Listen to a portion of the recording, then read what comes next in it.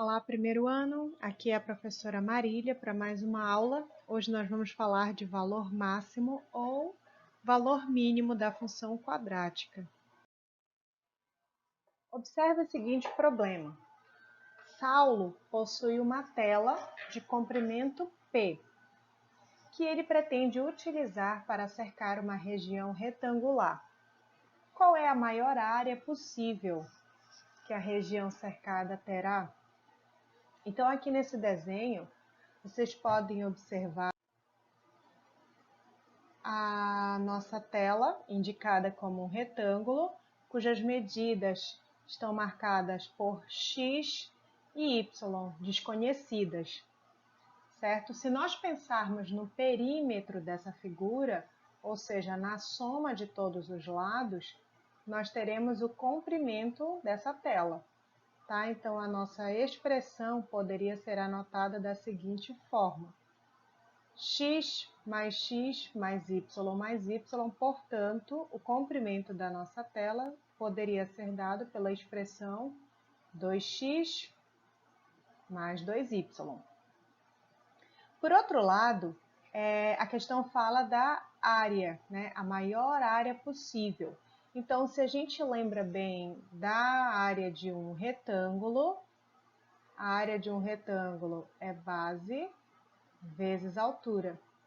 Nesse caso, a minha base está sendo representada pela medida x e a minha altura está sendo representada pela medida y. X vezes y. Ok, mas essa expressão não tem muita informação para a gente. Então, vamos voltar um pouquinho na expressão que nós anotamos anteriormente e ver de que maneira ela pode contribuir para essa nossa expressão de área, tá? Então, aqui, se eu isolar o valor do y, eu poderia dizer que 2y é igual a P menos 2x. Daí, se eu quisesse mesmo esse y completamente isolado, eu teria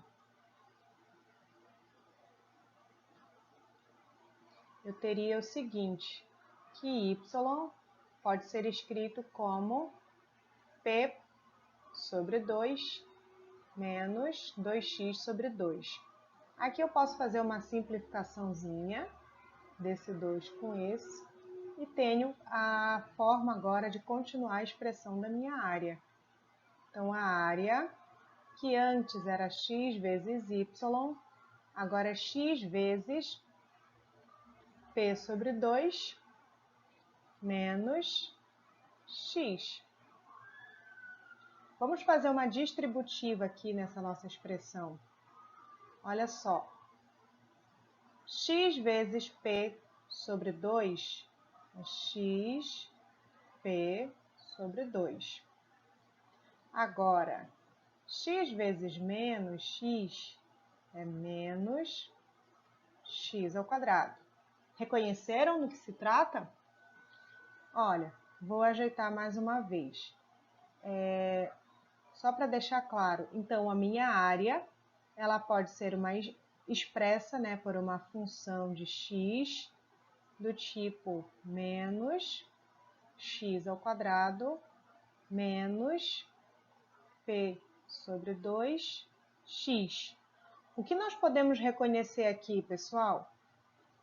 Que, na verdade, né, no final das contas, a expressão da minha área resultou numa função do segundo grau, onde nós conseguimos ver com clareza o valor do A.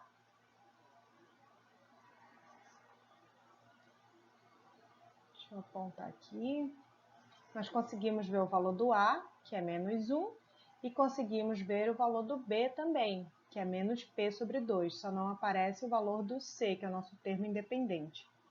De qualquer maneira, qual é a grande situação aqui que nós podemos observar do nosso estudo de gráfico, da nossa aula anterior? Nós vimos que esse tipo de equação ela vai gerar para mim o gráfico de uma função que é uma parábola, nesse caso em específico, uma parábola com concavidade voltada para baixo. Nesse caso, a minha concavidade voltada para baixo a minha concavidade voltada para baixo, ela vai gerar para mim um ponto, que nós vamos chamar, nesse caso, de ponto de máximo. Então, se a minha área, ela vai ser expressa por uma função do segundo grau, quando eu quero saber a área máxima possível, na verdade, eu estou focada nesse ponto aqui, que é o vértice da parábola. Portanto, ao calcular os valores de máximo ou de mínimo, na verdade, nós estamos procurando calcular o vértice da parábola. Então, tome nota. Se o A for positivo, e nós teremos com isso uma parábola com concavidade voltada para baixo, isso me dá o vértice numa posição mínima. Portanto, nós teremos valor de mínimo, certo? Se vocês olharem bem para a ideia que está sendo marcada aqui nesse gráfico, né, lendo da esquerda para a direita, esse meu gráfico ele tem um momento decrescente, daí ele decresce até não poder mais, chega no valor mínimo e aí então ele começa a crescer. Tá? Então, toda vez que nós tivermos uma parábola com concavidade para cima, essa concavidade para cima ela é marcada por um A positivo, portanto, nós vamos ter no nosso problema uma situação que nos cobre o valor mínimo. De outra forma, nós temos uma parábola com concavidade voltada para baixo. Olha o que está acontecendo. Da esquerda para a direita, a minha função está crescendo, crescendo, crescendo, até chegar no momento onde ela não consegue crescer mais. E a gente vai chamar esse ponto de máximo. E aí, então, ela começa a decrescer. Tá? Então, vamos anotar isso assim. Sempre que o A for negativo, a minha parábola é voltada para baixo, isso quer dizer que o meu vértice vai representar para mim o valor de máximo. Vamos agora para um exercício. Um jogador de basquete lança uma bola em direção à cesta e ela descreve um arco de parábola. A lei que descreve essa parábola é R de t igual a menos 1/3 de t ao quadrado mais 5/3 de t mais 2, onde t é o tempo decorrido em segundos após o lançamento e h é a altura dada em metros. Vamos determinar a altura máxima atingida pela bola e o instante em que a bola atinge essa altura máxima. Bom, pessoal, a altura, né, vocês conseguem observar que o H ele está fazendo aqui o papel de Y. Então, para responder a letra A, nós vamos calcular o Y do vértice. De outra forma, o instante, que é o tempo, está ocupando ali a posição na nossa equação como a posição do x. Então, o instante em que a bola atinge a altura máxima é o x do vértice. Então, é essa estrutura que a gente vai usar para o nosso cálculo, tá? Então, só um lembrete aqui, o x do vértice, já está até anotadinho bem aqui, não sei se vocês já haviam observado. O x do vértice é menos b sobre 2a e o y do vértice é menos delta sobre 4a. Vamos começar então com delta para responder a letra A. Então, delta é b ao quadrado menos 4 vezes a vezes c. Vamos observar na nossa expressão quanto vale o b. O b vale 5 sobre 3. Então, aqui 5 sobre 3 ao quadrado menos 4 vezes o valor do a, que é menos 1/3, vezes o valor do c, que é 2. Então, vamos organizar essa nossa expressão aqui. 5/3 ao quadrado é 5 ao quadrado, que dá 25, e 3 ao quadrado, que dá 9. Aqui eu tenho o joguinho de sinal, menos com menos, que dá mais. 4 vezes 1 dá 4, vezes 2 dá 8. e aqui embaixo 3. Não vou poder somar esses dois valores porque eles têm o denominador diferente, né? Então, eu vou igualar através do MMC. O MMC entre 9 e 3 é 9. Então, vamos reescrever essa nossa expressão. Primeiro, nós vamos dividir, depois nós vamos multiplicar. Vamos lá com a primeira fração. 9 dividido por 9 dá 1. E 1 vezes 25, 25. Agora, com a segunda fração, 9 dividido por 3 dá 3. E 3 vezes 8 dá 24. Conclusão, gente, o nosso delta aqui permanece com 9, que era o nosso denominador. E agora eu posso responder aqui em cima. 25 mais 24, 49.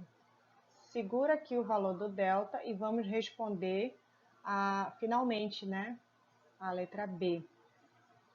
Então, a letra B, como nós já vimos, ele quer que a gente responda quanto é o y do vértice.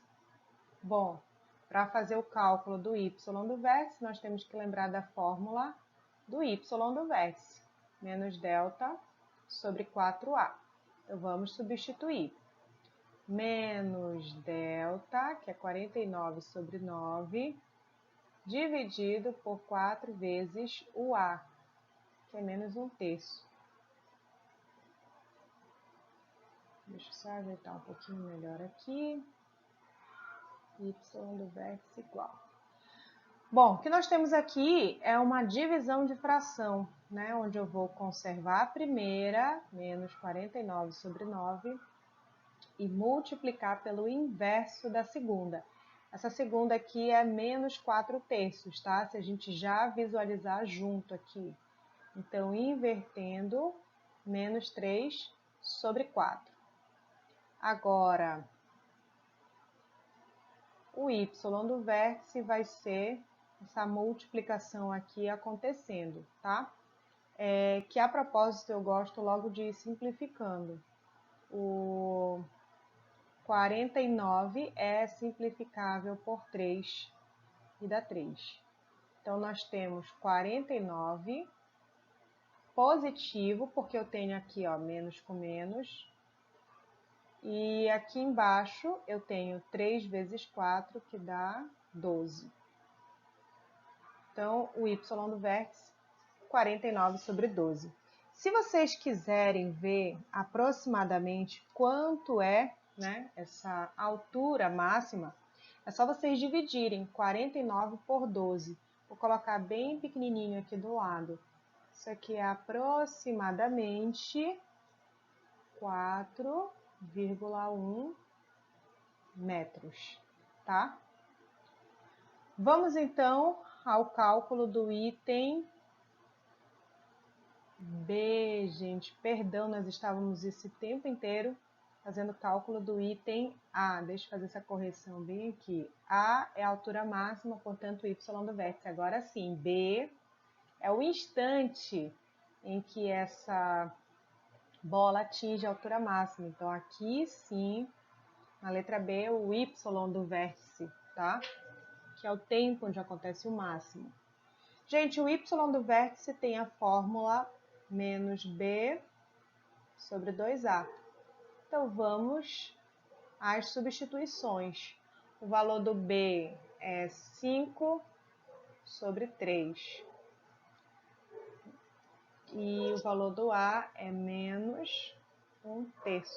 Assim como nós fizemos ainda há pouco, isso aqui é uma divisão de fração. Tá? Então, x do vértice é a seguinte divisão de fração. Conservo a primeira e multiplico pelo inverso da segunda. Aqui a simplificação pode acontecer entre esse 3 e esse 3. E nós temos, então, a nossa resposta. Y do vértice é 5 sobre 2. Que, se vocês quiserem pensar aproximadamente, 2,5. 2 segundos e meio, tá?